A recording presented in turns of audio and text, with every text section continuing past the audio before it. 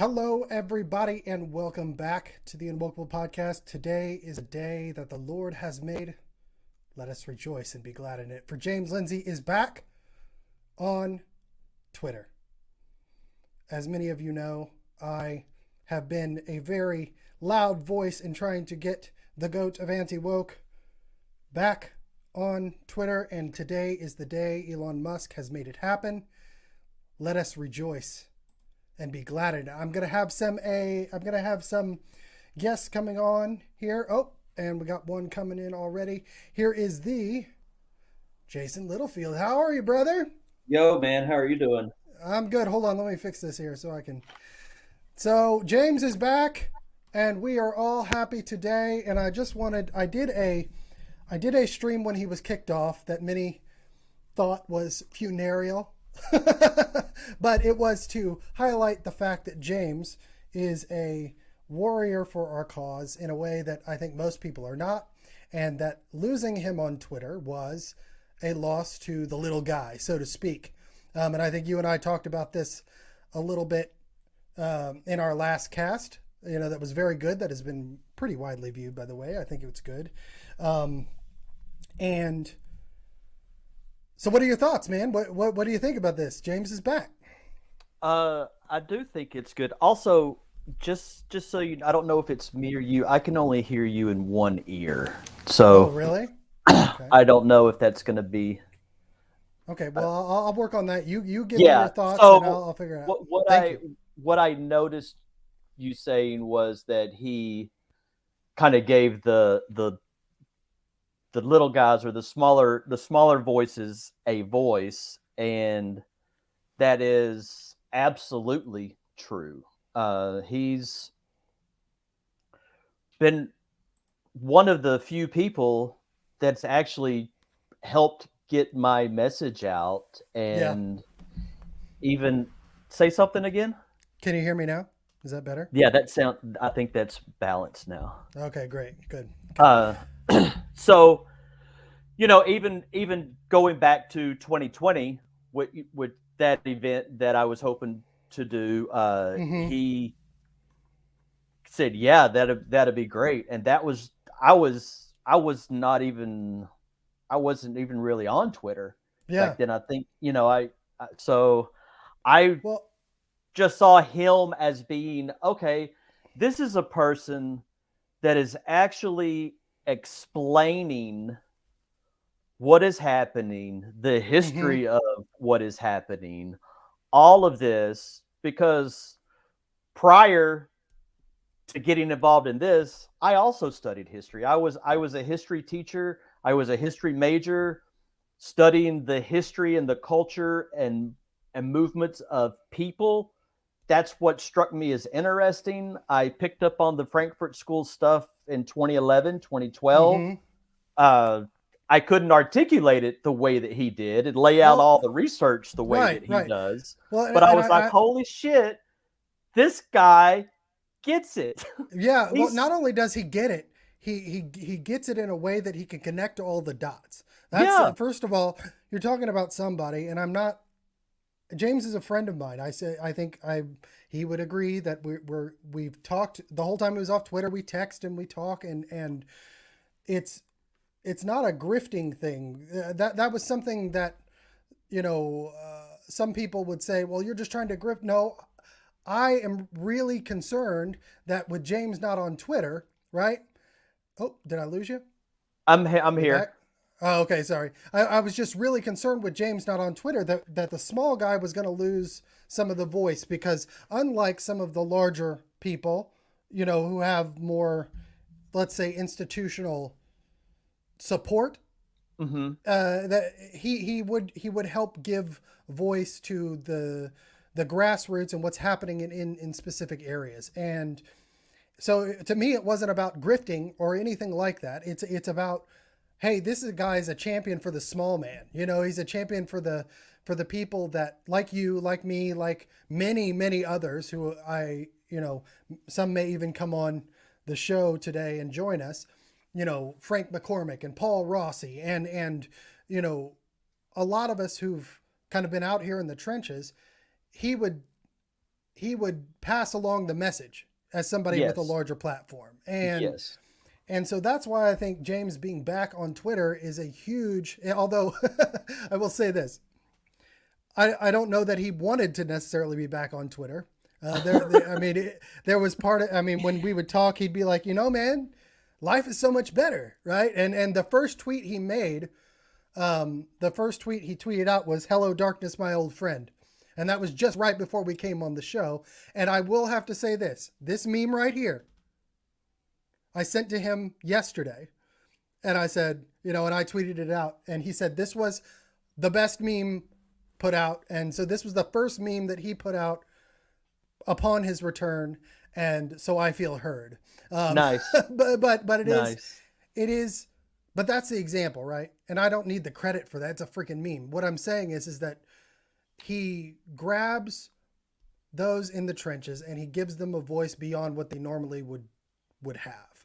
And Yes. that's why I've, since the day he got off, and have been trying to say, hey, he needs to be back on, because not only can he ridicule the woke, right? In maybe the most effective way, but he adds all of the base of knowledge behind that as well. Yes. And not in a, and so he kind of bounces back and forth and does it, I think, in a way that nobody else does. So in conjunction with that, Jason, I want to ask you a question. Do you think that Elon Musk, given the recent restoration of Trump's Twitter profile, and James, and I think he just put on Project Veritas as well, and so many others who've been banned, do you think that Elon Musk is living up to his promise to make Twitter a free speech platform again? I mean, I think the answer is obvious. If he's bringing these people back, he's. It seems that way. I don't know what his true intentions, what his true motivations are. I do know that years ago he was promoting the idea of an app that does everything, kind of like WeChat in China. So does that make you nervous? I don't think it makes me nervous as a person, but it makes me curious about the future intentions, and then again the ramifications of that decision. Because what I also know about him is that he's interested in implanting brain chips. Right. And yeah. And so, and I can't get too, I can't get too, I don't get cheerleady towards people, Right. any celebrities, any politicians. I never get cheerleady about the cult of personality. I'm always leery of the cult of personality. So I always kind of keep my distance there. Right. I do think Twitter is a more interesting place now. It is definitely. It's definitely more interesting. I mean, you have a lot more entertainment value, I think. You have a lot more people actually being able to say things like, calling groomers, just Right. that kind of thing. Right. And I want to couch this too, because I've been accused of hero worship. Again, James is a friend of mine. And if you're a friend of mine, I would do the same thing for Jason if he were kicked off Twitter. You know what I'm saying? I've done right. It's now James has a bigger platform, obviously, but that's the difference. You don't see Elon Musk, bending down to the little guy, so to speak, and just blow it. Although he has, which is very interesting. I've seen him engage with people on Twitter. He supported Ligma and Johnson again. Right. Yeah, he did. But I'm just talking about his engagement on Twitter, right? Sometimes he'll respond, because if you get a response from Elon Musk, you're going to gain 20,000 followers instantly. You know what I'm saying? Like it's so he doesn't limit his responses to just the bigger platforms, I think, which is interesting. In the way that maybe Jack would, at different times. But I do see your concerns about and I voiced this as well about Elon Musk kind of WeChat, and there's a video out there, by the way, of him talking about making Twitter WeChat. And Oh, really? yes, yeah, and the concern with that is that WeChat in China is kind of like you can't do anything without WeChat. You know, Right. you pay for goods, you trade, you communicate, and so if you get banned from WeChat in China, you're ostensibly done in society, right? And so that would be something that I think we need to watch about where Twitter is going. But right now, it appears that he's living up to his promise to make Twitter great again, so to speak. Right. Right. You Right. know, Right. um, but who knows? Oh, why do I have two of you? Okay, sorry.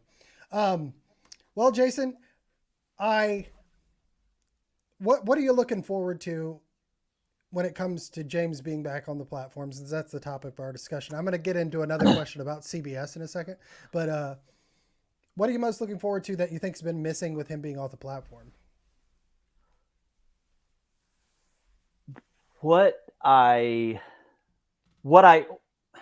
Here's what I'll say, what I hope happens now.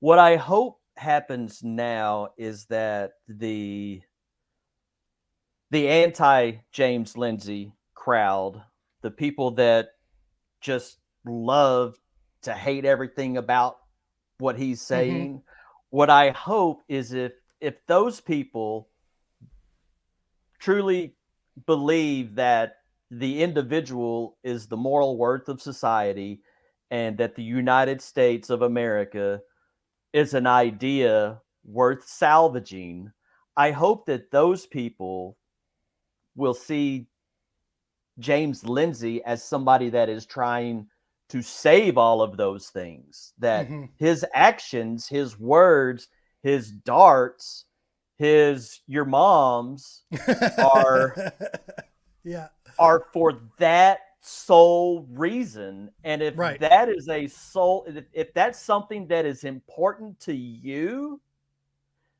then it's time to take James Lindsay's work and what he's doing seriously and look at that. And well, let's talk about what that for a second. okay, Go ahead. I want I'll to say let you finish. Yeah, go ahead. what really brings that to mind is last spring I went to the New Discourse conference in Fort Worth, and James was one of the panelists. So I was kind of hanging out in the back where people were lining up. I saw individuals lining up like they were getting ready to go to a fight with their question for James. And I saw this one guy, he got up there, he stated his performative art question, and right after he was done with the question, flipped around and walked back with just a shit-eating grin on his face. So I'm like, we're not even conversing with people. Right. So I just I want those people to really take a pause and take a look at Lindsay's work and see that he is somebody that is trying to save us. And I think, and he's doing so unselfishly. He's doing so unselfishly, and I understand the frustration. I mean, he's been doing this longer than I have. I first came into the oh my god around 2018 or so, and he was. I think that's when I discovered his work. Yeah. So, and the fact that we still are not united around trying to preserve the classical liberal Enlightenment era, that we still aren't united in trying to preserve something called the United States of America, that we're still not at that point. I get the frustration. And knowing that if you're just, fuck it. No, it seems nobody cares. It seems that we still haven't. I get the con- where the intensified attacks on the offense from Lindsay come from. I understand that motivation. Yeah, no, and here's the thing that I've always appreciated about James is well, he has taken so many arrows from the establishment from the beginning, Yeah. right? And he was kind of ostracized by the, let's say, center left unwoke crowd. So if you want to talk about that, um, where he would be used as a resource behind the scenes, right? And then kind of not engaged with because of his quote actions on Twitter, right? Or Mm. his rhetoric on Twitter, you know, the your moms and the kind of poking fun at the woke, but in a way that was always undergirded by a vast amount of scholastic knowledge. Yes. Uh, and so what I do appreciate about him is that he created that kind of space and made people understand that you have to ridicule it a little bit You do. You do. in the way that you have to, like SNL, right, or that the Babylon Bee does, right. And I think there's a reason why the Babylon Bee got kicked off. I mean, they got kicked off or were suspended right before James was, is because satire and humor, right, and things like this meme right here, you know, cut to the quick of people's understanding of what is actually going on in a way that sitting down and reading the best dissertation or even the best Twitter thread or even a article on new discourses won't do, because it Yep. gets people in the humor sphere, right? Yep. It gets people in understanding that, wait a minute, this is something not only I can ridicule, but that I should, and that will actually help people understand, you Yes. know? Yeah. No, satire is one of the keys to maintaining a free society. Mm-hmm. Opens because it pokes fun in spotlights where the power is, and when you can't ridicule, that immediately highlights where the power is, and Yes. that it should be poked fun of, and it should have those holes poked in it. Mm-hmm. So that is necessary. And also, just his Twitter is a shithole, Yeah. and that's what people do there. Mm-hmm. So when in Rome, I don't, just because I know that my profession, I need to hold myself back. I've got boundaries on myself in certain areas. But that doesn't Yeah. mean people can't be themselves and do that. Yeah. No, that's right. That's right. And uh, that's what I don't like about, and I think in our conversation the other day, you know, where I was Oh, kind of discussing, you're good, you're good. Yeah, it's okay. But where I was kind of discussing my beef with the unwoke establishment, so to speak, which again isn't a adversarial beef. It's not it's a critique from somebody like yourself who has been in the trenches with these people since before they were the establishment, so to speak, um, of understanding that we the effort to sometimes remain socially acceptable is actually working against us, um, and right. Well, that can go ahead. I was just going to say I'm not socially acceptable any Right. in any circles. So But why is that? See, because and that's, you're exactly hitting on the point of what I want people to understand, is yeah, that it wasn't necessarily James's pointedness that made him socially unacceptable. It was because you aren't that way.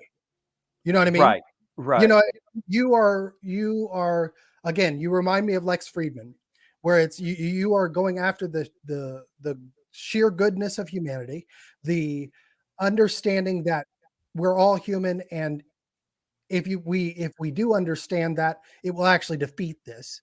You're not out there even going your mom and those little kinds of things, but yet people tend to avoid you for some reason that I still can't figure out.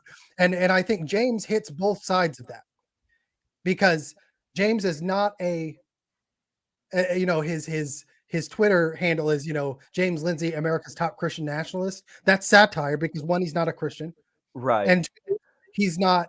He voted for Trump, but that was because he saw what the Democrats were doing and what they Yes. had fully embraced, and Trump Yes. represented somebody who could at least stop that. And so Trump, James, you, me, sometimes I say they hit us all and they use us as kind of a tone policing of, well, you're just too, you know, this or that. But really what they're kind of pushing back on is the underlying message of, wait, and I don't want to say this about everybody, but the things we're proposing could actually fix the problem. And I fear that the unwoke establishment wants to make money off the problem just as much as they want to fix it. That's my concern, and that's what we talked about the other day. So yeah, so that I was with one of the non-woke organizations for a while, and they did not like me saying that what we're experiencing is ultimately historically it's an attack on the classical liberal enlightenment era. Like that is what this movement is. It's a Right. direct attack and assault on Let me ask that. a question about that. Let me ask a question. I'm not going to name names, okay? But when you say they don't like it, first of all, in what ways did you find that they didn't like it? Like, how did that manifest itself? And uh, what what did they say about that, or was it more of just kind of a feeling you got? There was a list of words, things Okay. that we weren't allowed to say, and classical liberalism, enlightenment. I remember those being on there because it's like, oh, I Yeah. was like, I don't know how. I don't know as a historian, you know, and a person in this moment. I don't know how to explain the problem without saying philosophically, and it's an do, attack do on you know those why? philosophies. Do you know why? Did you get any indication from, I because did it's not just that I group. did not. I did not, and You just it shocked me because I thought I assumed that everybody living in America, everybody living in Canada, everybody in Australia, living in New Zealand, all the European countries, I mhm, assumed that those people wanted to live by the values and the philosophies that have uplifted those nations and extended right, the rights to the individual. right, Like I thought everybody wanted that, right. but what what I realized is that the SEL world and the anti-racism world and the DEI world don't want that. Then I Mhm. started to realize, oh, non-woke organizations don't want that either. See, And but that's that. So that's what I want to kind of get to here is, if you had to guess, then, because you didn't get an explicit reasoning, what would it be that would motivate a lot of these unwoke organizations, non-woke organizations that have sprung up, that have gotten big and have an outsized influence in the space now? What do you think is the reasoning behind them not wanting to talk about the classical enlightenment, you know, the classical liberalism or enlightenment? Let me play devil's advocate. Could it be because they felt conservatives don't like the word liberal? Or, and I'm just playing devil's advocate here, but I think most conservatives are pretty smart, by the way, and they understand the difference. I know because I am one. I'm a conservative guy, okay, but I'm a registered independent, and I'm that for a reason, because I feel like the Republicans often basically try to profit off of the problem as opposed to fixing it. Um, right. but did you, if you had to guess, what would be your explicit indication as to why? they don't want you using those words.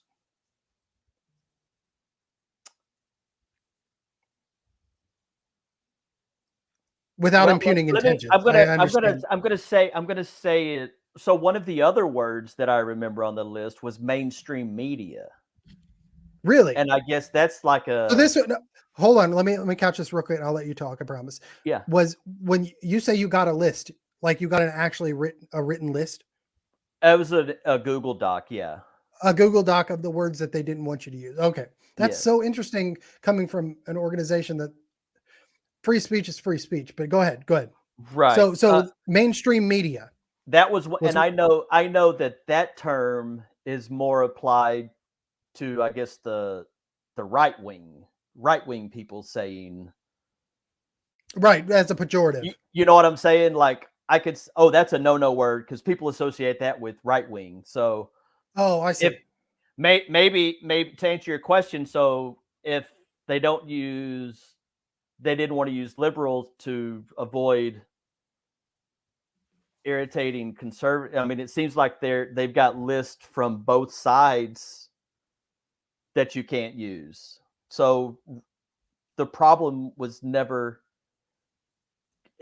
addressed, and they still haven't addressed the problem that this species faces. Yeah. Well, I guess, and I think what you're hitting on here that we can point back to our conversation about James, right? Yes, Is James would use those words. he Yeah. would use those words, and the thing also about James, sorry to cut you off, but this No, is go where I ahead. was going with it Hmm. earlier. Hmm. James is also one of the few voices that points the problem right now, points the problem right now at the WEF. Yeah.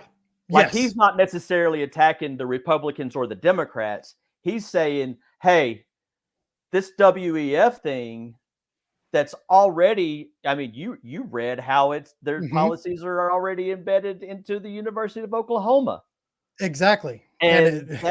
that's the political enemy that I've identified. So Hmm. maybe that's why we're the voices that are Right. That are more silenced and that banned for longer periods of time. and And not socially acceptable in any circle. right. Well, and again, we To all kind of have circle differing back to what reasons. we were talking Yeah, about. we all have differing reasons because again, Jason's not like me. Okay, I can be for a lack of a better term, what somebody said that I took as pretty much a compliment. What they said was that I can be abrasive, but nobody has done more to help kids in Oklahoma than me. That was a tweet that was put out by somebody who Nice. was kind of critiquing me, which is fine because I say this: abrasiveness in defense of children is no vice. You know, if you want to go Barry Goldwater on it, I will be abrasive all day long.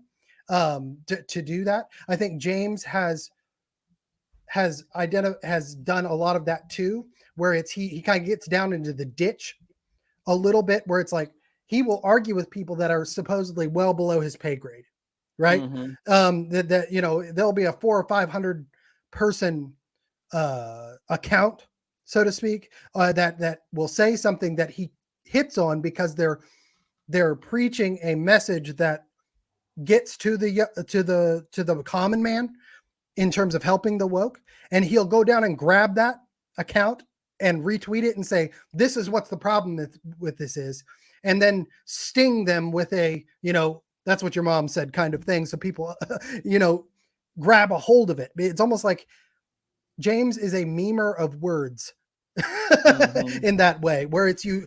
Memes are just political cartoons, by the way. Political Yeah, cartoons have been a part of the discourse of American society since its inception, right? even You're going before so, down, yeah. yeah, but just in terms of America, right? Mhm. But when you see the "Don't tread on me" with the snakes split apart, that was a Yeah. meme. That's Yeah. a Yep. political cartoon, and I think James has been very effective in doing that.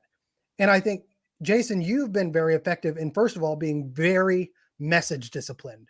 You are, my first experience with you, I actually tracked this down the other day, was in conjunction. with this organization that we're not going to name, and kind of watching you and listening to you present your ideas to a small group of us, because we were both involved, and I remember thinking, wow, okay, this is a little bit different. I like this.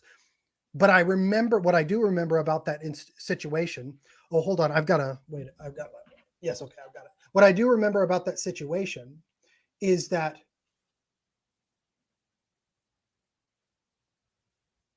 Oh, I can't hear you.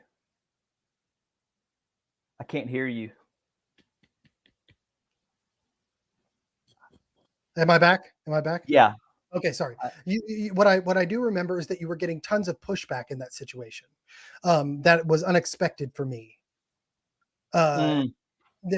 And that was my first experience with you, because you were presenting your empowered humanity theory, basically.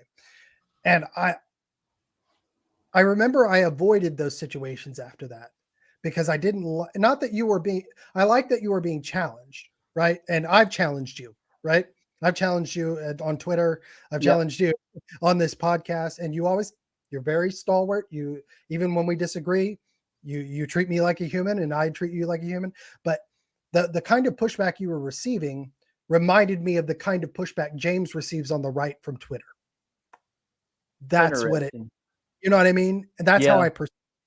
And the first time I met James, I thought it was so interesting that he said, I said, well, you've been getting mobbed on Twitter. And he's like, yeah, but it's all from the right. It's all from the right. And I said, yeah, I guess it is, isn't it? And he said, yeah, I never get mobbed by the left. I only get mobbed by the right when I say something that's kind of out of the bounds. You know what I mean? And I didn't experience that until later, right? But that, and you get the same thing. You get the same thing where you get mobbed by the left and the right, including Well, by me at one point, you know? actually, I'm gonna let me. I have not gotten mobbed Okay, mobbed is by maybe a strong by. word. I'll even say the left and the right. Like even my immediate working group that was they went so woke, and I was so non-woke.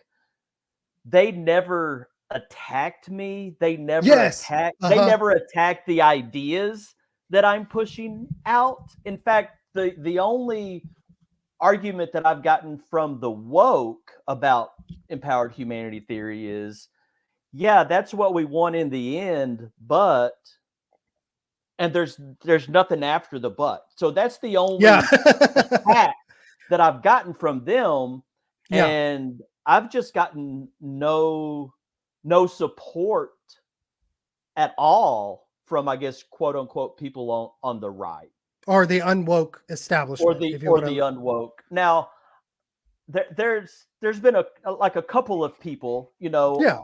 I've gotten, but there's no, if you realize that the organization that I'm running, the tiny Hmm. nonprofit I'm running, is purposed to replace the destructive institutionalized ideas. Hmm. I've got a training model for that's what my whole purpose is right now. There's nobody right now that wants to fund that.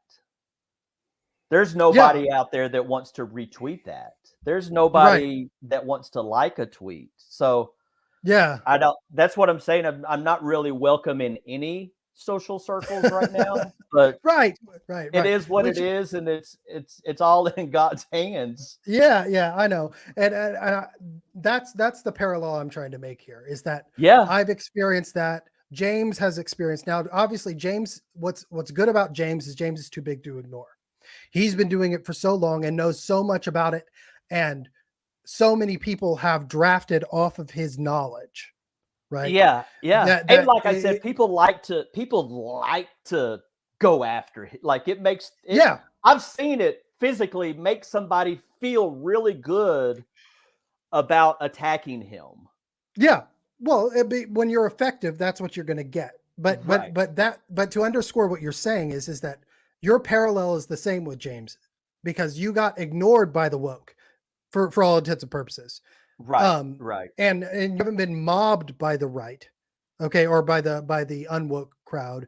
You've just not received any establishment support, so to speak, as to where Right. others might, right? Right. And I would say that my situation has been a mix of that. Is that I got kind of attacked by the right or the unwoke and the woke at the same time. Not unwoke, but the right and the unwoke, or excuse me, the right and the woke at the same time. Yeah. That was my experience. I was ignored by the woke. Then as I started engaging with James and he started engaging with me, I would have the normal kind of conversations where it's okay, they're putting out, a CRT isn't in schools, right? And then what I would do with that is just grab all of the primary source materials I could, throw it at them, prove them wrong. They would block me and the conversation is done. Right. That's pretty much how you would get with or they would try to Mott Bailey you and say, well, why are you against, diversity, or, why are you against, keeping racism out of schools, or all of those kinds of things. And you would those are all manipulations that we experience in DEI training, so which is part of what you're trying to fight back against. But it was pretty easily dispatchable, right? Mm-hmm. And what James, I think, has experienced over a long period of time is the right would start to ignore him when he would get too abrasive, right? They would work with him behind the scenes and then use his stuff, or get him to retweet things or whatever it would be. That's kind of what happened with me. And then the minute he made a critique of a policy that has become establishment right and is trying to be branded as unwoke, that's when it happened. That's when they went after him. That's my experience too, right? It's been I've been critical, or at least when I say critical, I want to say use the word actual, trying to use critical thinking, right? Mm-hmm. Towards the policy of school choice, right? And not, Shh, Millie, it's doggy time. And not that I don't think it can be a good thing, because I do think it could be a good thing, but just like I told James, and he just repeated on one of his podcasts, which is really nice, is that order of operations is important, right? If you have the ESGWEF at the top of this institution, right? Yep. And you then privatize schools with government money, meaning corporatize them, in other words, and the corporate entity is being taken over without any ability to remove it through ESG and through the WEF policies, then your schools are going to just be eaten. Your private schools, and you're not going to have parents be able to go to the school board and vote them out. That's a concern. And James started getting a lot of arrows when he basically said what I just said, which was, hey, it could be a trap. It could be a good thing. Let's mind the order of operations, right? He's a mathematician. Let's do this in the right order. And I feel like we're doing it out of order. And not long after James did that is when James gets banned. You know what I mean? Because I think maybe he lost a little bit of that establishment support. That I think he's garnered back because he's proven himself to be right in many areas, and that's the thing. You just can't keep the guy down. Yeah. Well, I'm definitely glad he's back. I am glad that he's back on Twitter. Let me think about this. I want to ask you this question coming from your perspective, because again, you remind me very much of Lex Friedman, which is very much a compliment. That Twitter is a cesspool and has been for a long time, meaning that it's a place to get out ideas, but often devolves into a breakdown of real discourse because of the way that it's set up, right? Given that some of these people are coming back, do you think that Twitter can become, do you think Twitter can become a place of better discourse or new discourse, as James's company says? And what do you think we would need to change in Twitter, or Elon Musk would need to change in Twitter to make that happen? Oh, well, I the one idea, an idea that I've thought of for a while is if there is a way to reward, maybe through some sort of crypto token, if there's or some sort of way to reward people that may have different backgrounds, but whenever they do agree, some sort of, maybe a non-fungible token or something that would and people are encouraged to find connections with each other, where people are curious. So you're saying like a about monetary incentive for creating good conversation? Yeah, that would be a good, and he could even do it with, Doge or Shiba Inu, which are cheap, and he already supports. Yeah. But if there's a way, the algorithm could also be changed. When you look at what China is doing with their version of TikTok, have you heard this? That that it's not TikTok, but it's owned by the same company. But if you're underage, you only get 45 minutes a day. That's what. Yeah, I told you about that on our last cast. Yeah, I told you. Yeah, that kids under 14 or under only get 40 minutes of time on their version of TikTok, and they're only allowed to see patriotic videos about science, and videos about math. And that resulted in a lot of those kids wanting to be astronauts, as to where most American kids want to be social media influencers, right? Right.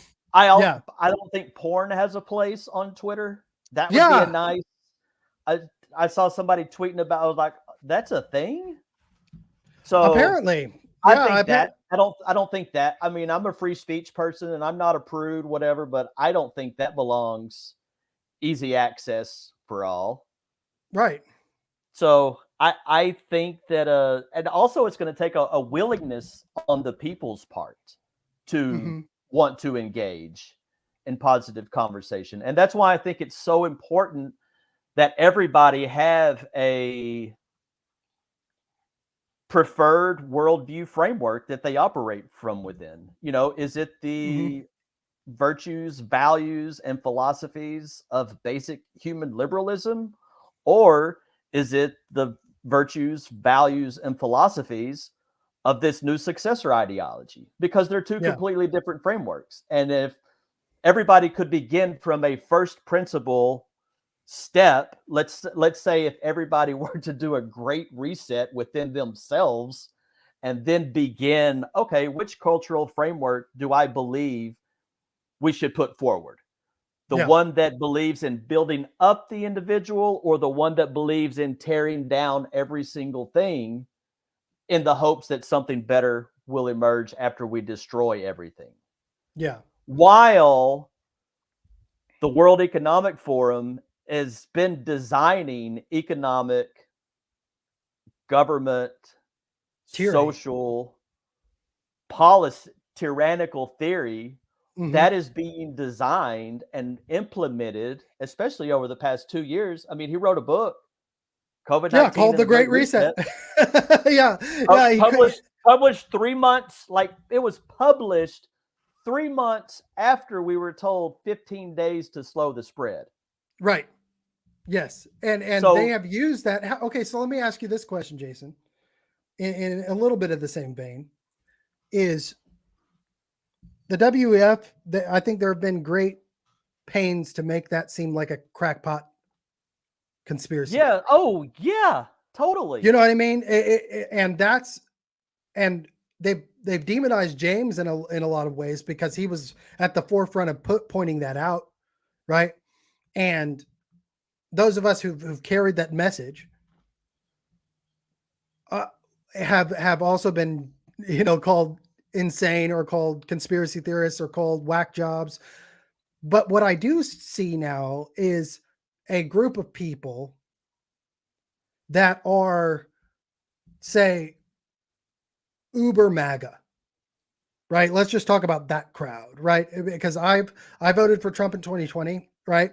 And I did that for pretty much the same reasons James did, and I see where he's very anti-establishment in general, and he says I'm a part of the establishment, but look, I'm going to tell you all the secrets of the establishment. It's kind of like a magician who turns coat and says I'm going to show you how all the tricks are done. That's the way I see Trump. But I see a crowd now who I think are saying good things, but have already been placed into this kind of clown world, being the most effective talking about the WEF, right? Or talking about, Noah Harari and the things they're actually saying. But because they're coming from those people, right? Right. You have a whole establishment now that's like, well, if it's coming from this person, it's got to be insane. Yes. Yes. How do we beat that back? How do we beat? Because we have to, in order to get people to understand that, look, what you're seeing here in this document from the University of Oklahoma is copy and pasted from this document from the WEF. And here's what Noah Harari said about it. And here's what Klaus Schwab said about it. That's not a conspiracy theory. That's called objective evidence. Right. But how do we beat back the demonization? I would also point people to the fact that check out the fact that the WEF and Klaus Schwab formed it in 1971, that he first wrote about stakeholder capitalism in 1971. And within 7 months of the World Economic Forum being established, the United States of America was taken off the gold standard. And Klaus Schwab's mentor when he was in college and as a young man was Henry Kissinger, who was Richard Nixon's Secretary of State in 1971. Mm-hmm. And the fact that they have been meeting and there have been other globalized think tanks throughout the years that have been influential. I mean, most presidents of the United States since the 70s came out of the Council on Foreign Relations. Mm-hmm. And so speaking of how, the conspiracy wackos, one of my TV habits are watching the Jeffersons and Barney Miller. Okay. Like I don't watch. Just because wholesome TV or? I have an antenna plugged up to my TV and I get a channel that is full of reruns. And whenever I watch in the evenings, I watch the Jeffersons and Barney Miller because I don't really want to engage in this culture. Mm-hmm. But there was an episode where they arrested a conspiracy theorist who was ranting and raving about the Rockefellers, and he even mentioned the Council on Foreign Relations. Really? And then he went into the 1980 Republican conference. He was like, Bush wasn't Reagan's man at first, and it was a last minute deal, and that was true. I mean, Bush ran against him.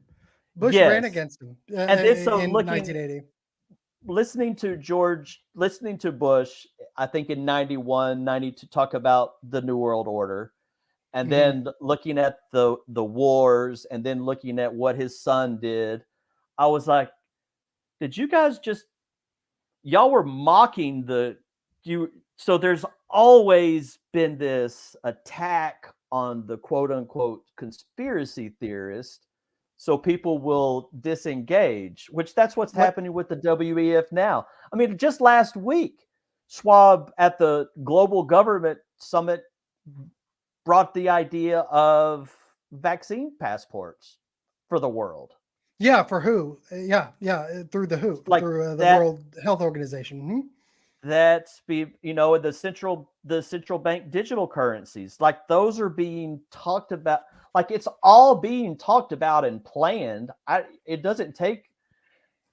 So it's not the conspiracy theorist; it's the conspiracy pragmatics. Right. Exactly. Yes. Right. Conspiracy. We got to remember where that word comes from. the word conspiracy, there's an actual charge. You can be charged with a federal crime called criminal conspiracy. That just means a plan to do something criminal through a number of different people, right? Yeah. And that's all that means. And the term conspiracy theorist came out of the JFK assassination, and it got Yes. used as a pejorative to try to say, everyone who's questioning the narrative put out by the Warren Commission is a conspiracy theorist, right? Meaning that they question this and they've got to be insane, right? Mm-hmm. And you're talking to somebody. By the way, let me couch this. I started talking or studying the JFK assassination like at the age of 5. Like literally, it was like I was kind of a nerd, and I wanted to be the president, and JFK had my name, and I was like, whoa, hey, that's kind of cool. And I just got into that. And so I went through most of my life as a hardcore Warren Commission is evil and wrong conspiracy theorist, because my first the movie JFK came out right when I started getting into it, like 1991, 92. And I've since done a lot of study, and I'm not a conspiracy theorist. I think the Warren Commission got a lot of things wrong, but I think the core of it is correct, in terms of where the shots came from, in terms of how that happened, right? But you had all of these crackpots coming out with these insane theories that, Right. the guy turned around and shot him from the front seat of the car, or he was shot from the Yeah. drainage ditch, or Yeah. there were 8 people on all kinds of different sides and all this stuff. I see all of that as a preemptive narrative, meaning that if you believe in controlled opposition, which I think it's a real thing, right? Oh yeah. If you believe in that, then they actually throw out the craziest of situations in order to say, well, now we're going to lump anybody that questions the narrative at all into the crackpots, into the Yes. most crazy portions, right? Yes. That's what I feel like you've just described with the WEF, Yeah. is that going back to the 70s, that there was they call it programming for a reason. It's television Mm-hmm. programming. Going back Yeah. to that episode of the Jeffersons, right? Is that what it was? The Barney episode of the Miller. That Jeffersons? was on Barney Barney Miller. Miller, right? Going back there, that they were pejorativizing that in a very subtle way, that they were Yes. demonizing that in a very subtle way through your television programming to say, Mm-hmm. well, what George H.W. Bush is actually talking about openly, your interpretation of it is crazy no matter what he says. Yeah. Is that what you're saying? Well, yeah, and so they made it set up crazy, but that was, in 1980. So to Yeah. see them making fun of that situation in 1980, and then having the luxury to live in this lovely era, Yeah. you got all that. You can see, you can follow and look at what George Bush Sr.'s presidency was, and Yes. how he did use we need a new world order, and that the Middle East wars were started under Bush. Yeah, and That look at here, were Wikipedia. Hold on, I want you to finish your thing, but I just want to point this out: that Wikipedia snippets, one of my loyal watchers. Thank you for being here again. But they always throw out really good information. That cops at the time said Barney Miller was the most realistic cop show. Just an interesting thing. yeah. But go ahead. You were talking about George W. Bush's presidency. Yeah, and then to see the wars on the Middle East, and how those wars completely redistributed a population. That Mm-hmm. was those. You go to Europe, and funding all these. So to see how they were making fun of the situation, but in reality, that's what all unfolded. Yeah, So it is. the conditioning has really worked, especially if you consider what almost 3 years ago, or little over 2 years ago, this mysterious virus emerged, and it forced the whole world to shut down, Mm-hmm. and it made it possible for the WEF to come up with this plan to remake the world. which they you already know, had and before that. You nobody, know what I mean? and if And you let's point that couch this. out, if you point that out, if you point out the facts of what's happened over the past couple of years, you're a conspiracy theorist. And you get banned and you get lumped into the crowd of, you know, the Kraken, so to speak, Right. right? You know, like that's what I And felt like I happened. was just like, shit, I thought people would want to, I thought this would be something that everybody would oppose. Like, Yeah, everybody right. would be like, oh, no, thank you. I don't think it's a good idea to merge the digital world with the biological world. I don't think Yeah. we need implants. Well, but now you have people on YouTube like the Beast. You know who I'm talking about? He's like one of the biggest YouTubers. Mm-mm. Um, he's coming out and saying, you know, if when they do have the implants, that he is going to be one of the first to do it, no matter what it costs, because if you do it, you're going to be so much smarter than everyone else that it's going to pay for itself. Yeah. You know what I mean? And so there's this push of, well, do you want to be the person who's going to be less intelligent, no matter how intelligent you are, than everyone else, right? To put that in. And I I want to couch do. this.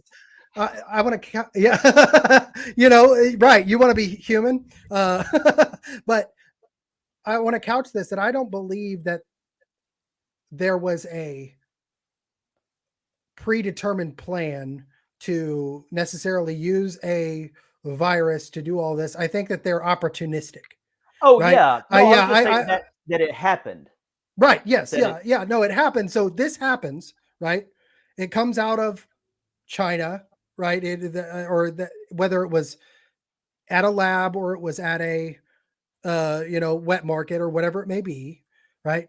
And just like Rahm Emanuel says, you never let a good crisis go to waste, Mhm. right?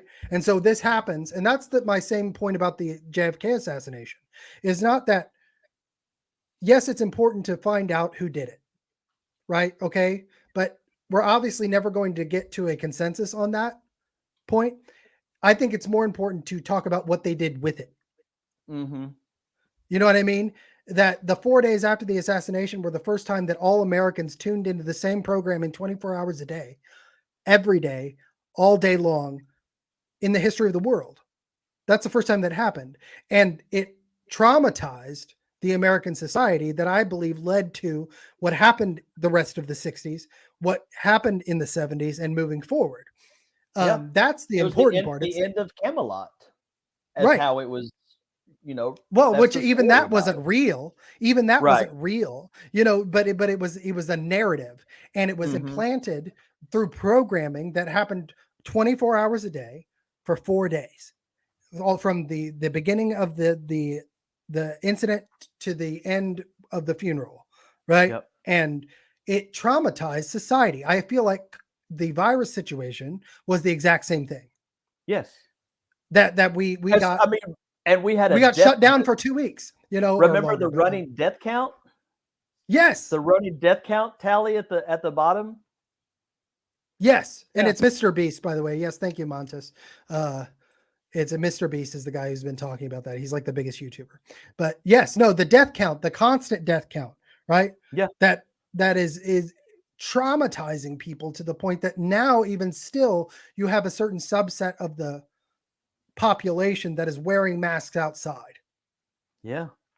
you know, and I forcing saw their a guy kids, jog every day. I saw a guy outside jogging every day for over a year with a mask on. or going swimming with one on, like where you would you put the mask on while you're swimming, you go underwater and then have to take it off to take a breath and then put Yeah. it back on. Or I'm a music person, right? Seeing people play the flute, Oh, I which is saw that. hilarious, with a mask on that has a hole in it, Yeah. and it's And like, ah, we laugh at that, but that's the psychological abuse by the state. yeah, by Is humanity or on humanity, right? so I was, and again, I'll go back to, so I was thinking that most people would be against that, and most people would want to support somebody, an organization that was openly against that and was openly to restoring human dignity back to society and promoting human dignity and promoting being compassionate towards each other and celebrating and finding and strengthening our common humanity. I thought people would be hungry for that by now. So let's get back to James. So going back to James being that voice on Twitter and sharing, and maybe this is now. Maybe this is the moment. Is. But I will also say this. James gets talked about as being kind of by the establishment on either side as being a firebrand and somebody who does not, who's a conspiracy theorist, right? And all, although he backs up everything he says with primary source information. That's the hard part, and that you can't argue with him. But my first real interaction with him on Twitter came about right during the January 6th, right before and right after, right? And I remember him being the actual voice on Twitter that was the most calm, that was the most rational, that was saying, hey guys, everybody stop. Everybody stop. What's happening here isn't necessarily as it appears. Everybody attacking the Capitol needs to stop attacking the Capitol because you're doing exactly what they're wanting you to do, right? And you know, we need to take a breath and not react in real time to this. That there's going to be more that comes out. And the first thing he retweeted from me was, because what it immediately reminded me of was the Reichstag fire. Oh yeah. Yeah, and I did a thread, and just on chance DM'd it to him because I never really tried to engage with him up to that point. And I basically laid it all out. Look, here's the parallels between what's happening here, that this is what's going to happen. We're going to have this incident at the Capitol, which is the American Reichstag, right? It's going to be used to go after the people who did it, right? They're going to demonize these people and try to push them out of society. I wasn't saying that they were going to round them up and put them in, you know, in boxcars or anything like that and start, you know, another, right, you know, situation like that. I'm on YouTube, so I don't know what I can say, but but that they were going to other them and use that situation and blow it up beyond what it was to other them. And James retweeted that. That's the first thing he ever retweeted of mine. He was like, this is exactly what's going on. This is what's going to happen. The people who are doing this are stupid, but it's being pushed by a group of people who want to use it to demonize a whole section of people so they can pejorativize things like the WEF that are coming out of these people's mouths, or, you know, and that I think is hitting on what you were talking about, you know, but I want to get to the question of, why do you think that people aren't hungry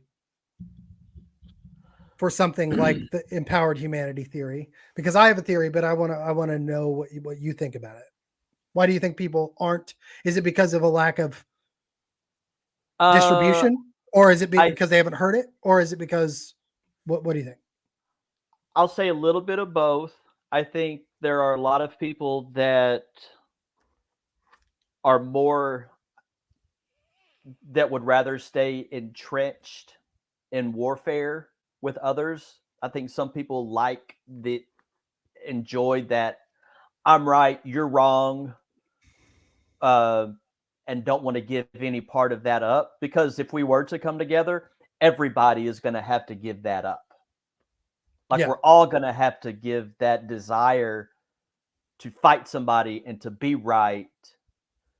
I also think that there's a lot of people that believe that we're going to Republican and Democrat our way out of this, and that this thing called the United States of America is just it's always going to exist, and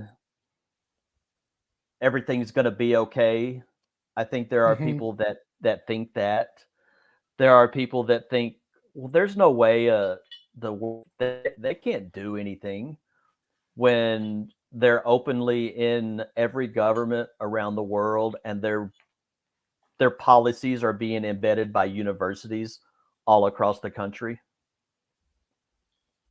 Yeah. Well, and that's the thing is that when you have the governments, when you have people like Justin Trudeau or the new prime minister of the UK, um, and cabinet members of European countries, and then that leaks down into the universities, right? And what the universities are doing to like the University of Oklahoma, which we talked about on our last cast, right? Of putting out um, literal strategic documents saying this is how we're going to transform our society. Uh, it's it's out there in plain sight, Yeah. but there's a whole host of people that want to profit off of it and think that they can control it. So you've got the people that are pushing it. Say that's Hmm. one third. You've got the people that are firmly against it. That's the other third. And then you've got this third in the middle that are like, wait a minute, I can make a ton of money off of this. You know, the dissension here is actually going to make a huge profit for me. Whether that's I'm going to rebrand my own DEI and get into the colleges, and in a way that I think is different than what you're trying to do. Where they're literally using all of the same language, all the same verbiage, where they actually adopt some of the woke mindset in that Yeah. process. No, I know what you're. I Yeah. Yeah, and I also see a mental health apparatus coming out where it's like, okay, now I'm going to create a system of psychology to help white people Yeah. recover from their racial abuse by the DEI apparatus. That's specifically going to monetize the hurt of people, and in that case would benefit from the continuation of a kind of DEI apparatus that does hurt people. Yeah. That's what I see most. I Go have ahead. seen I have seen a group uh raise a lot I of think you know money. what I'm talking about. Yeah. Yeah, raise a lot of money and have excitement and energy of like, ooh, I'm going to build this thing. I'm going to be the brand of non-woke, Hmm. but I'm also not going to pinpoint what the problem is Right. and And fix pinpoint it. and fix it and pinpoint a clear solution. Like I said the other day, the world it is, we are so messed up and so far gone. Every single person, everybody can profit on putting us back together. And it's going to take They, generations.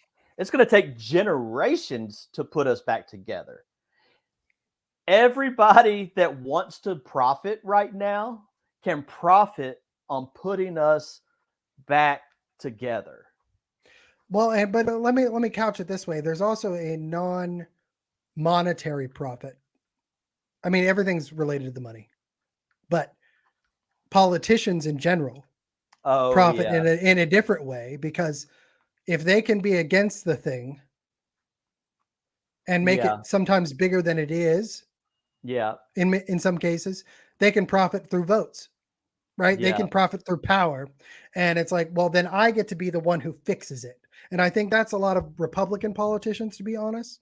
What in my experience is well, if I let this go mm-hmm, for another year, it'll bring us to the midterms. And yeah, I can run on this. And then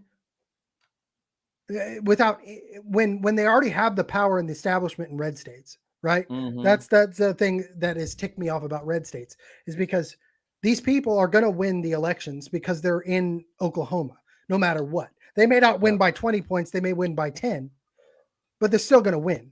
So why yeah, not fix the problem now? Well, because we have to go on a message calendar. It's a marketing thing. It's a PR expert thing, where you have the people who profit off of running campaigns going, yeah, maybe hold off on that bill for a second, or maybe Yeah. take this portion out of the bill that actually fixes the problem. But look, Yeah. you've already put out something, and then reimplant it later, because when you get into office, then you can say, look, I reimplanted the thing that was taken out that could have fixed it. You Yep. fixed it. And, That but look, I'm the paragon of all things good and true now.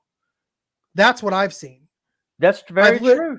Yeah. I've And just literally like seen, just well, like let me say this. Let me say this real quick. I've literally seen the portion of CRT bills that would be the most operative, that would have halted the whole DEI apparatus after the first instance, be surgically removed.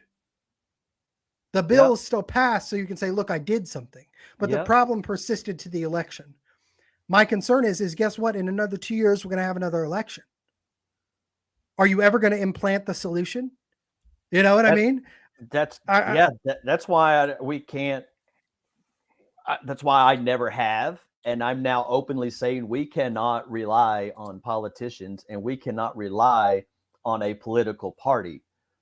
Our reliance on a political party puts half of the population that will always defend infringement on rights. It will always defend, well, now wars. It will always defend increasing government power. I mean, because all of those things happen under Republican and under Democrat leadership. It's just that you always have at least half of the population supporting it and cheerleading it on. And they do that because I think Ukraine was a perfect example of this, right? Yeah. Is that you had the left who had spent the last 15 years, Yep. rightfully so, going after George W. Bush and that whole neocon movement of forever wars, Yep. right? Immediately switch overnight to saying Ukraine is going to be, we need to support democracy, and It's that programming piece. Exactly, negating the fact that I think Joe Biden got out of Afghanistan the way that he did, as quickly as he did, because he needed everything that was there to be shifted over. Yeah. You know what I mean? Yep. And the fact that he did that, the way that he did it, and how quickly he did it.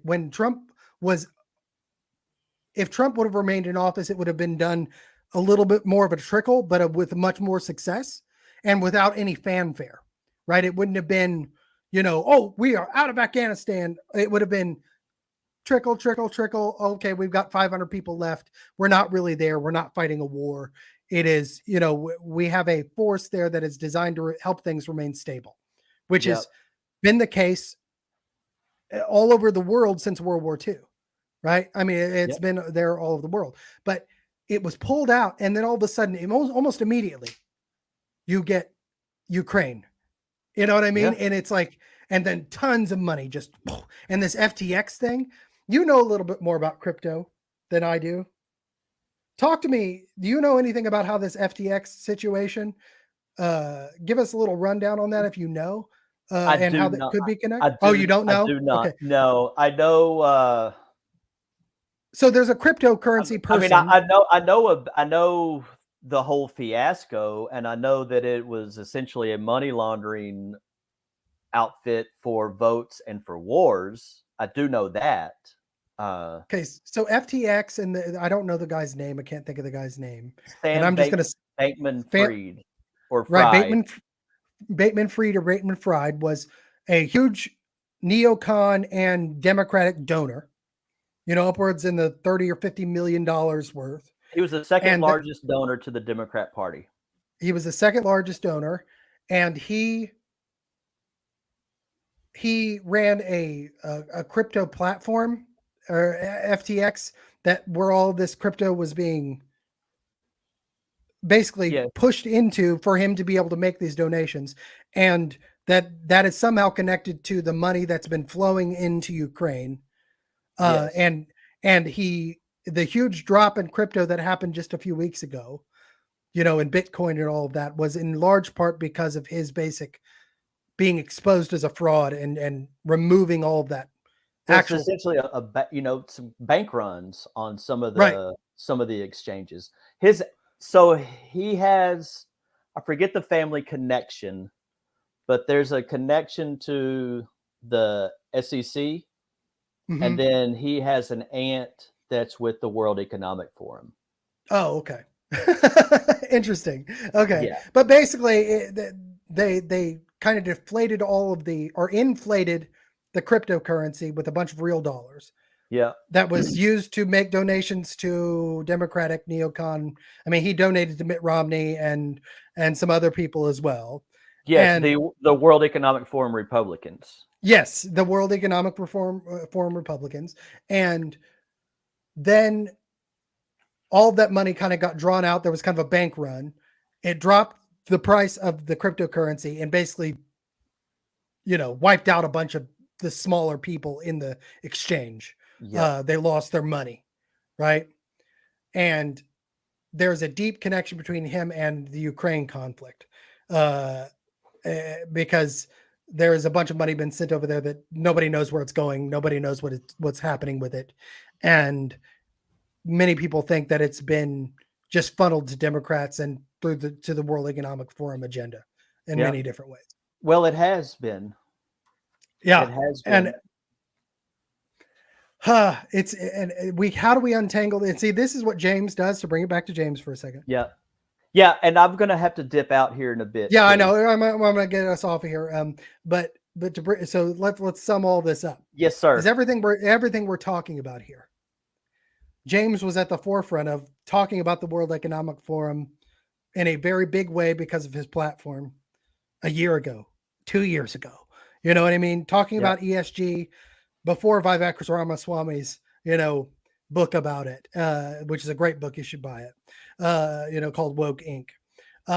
And connecting all these dots in a way that only he can.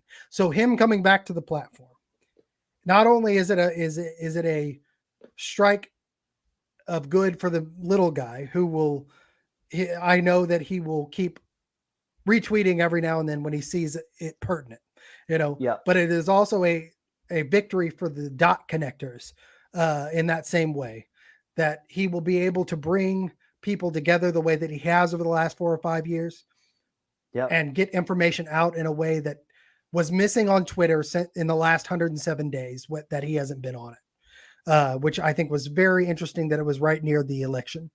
Yeah. I think it is very interesting. So, Jason, go ahead and shout out where everybody can find you, where they can find Empowered Humanity Theory, and you can check out our operations at empoweredpathways.org. We got a donate button there. A little bit about what we're doing and our ideas, and how we have a statement about SEL, DEI, and anti-racism on there, and this moment. And also, you can find me at Twitter at Jason the THEE human. I'm always going to be human. Yeah. Yeah, you have been your whole life. Yep. Yep. And so are we all. Well, thank you, Jason, for being here. Thanks, all right, everybody I appreciate who came to watch the conversation for sure. Yep. You can go ahead and dip out. I'll do a little right. thing. And yeah, thanks, Take care, brother. man. Yeah. All right, guys. So the word of the day is James Lindsay is back on Twitter, and that is good for all humanity, I believe. I think it's good for discourse. I think it's good for Twitter. I think it shows that Elon Musk is doing what it is that he said he was going to do. I think that we need to keep a watchful eye and making sure that we bring about and help bring about better discourse on Twitter. I think that we need to take our own hills. Okay. We need to work on speaking to the establishment on all sides, not allowing anybody to shout us down. Not any, if they try to ban us, fight back against it, and keep studying, keep our minds towards the goal of keeping humanity in the throes of liberty. That's what we need to do. And James being back on Twitter is a step in that direction. Even though Twitter is a garbage platform or has been, it often leads to the divide. I think Trump being back on is good too, because it shows whether he comes back on or not. We'll see. But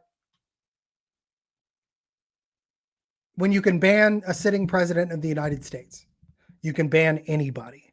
And so his return to that platform is a strike. It's a victory for free speech, whether you like him or not. The same for James Lindsay, the same for the Babylon Bee. And, I would like to see some of the others come on there, even if I don't agree with them. They should come back and have a free and open debate. So that's my victory podcast for James Lindsay today. It is good to see him back.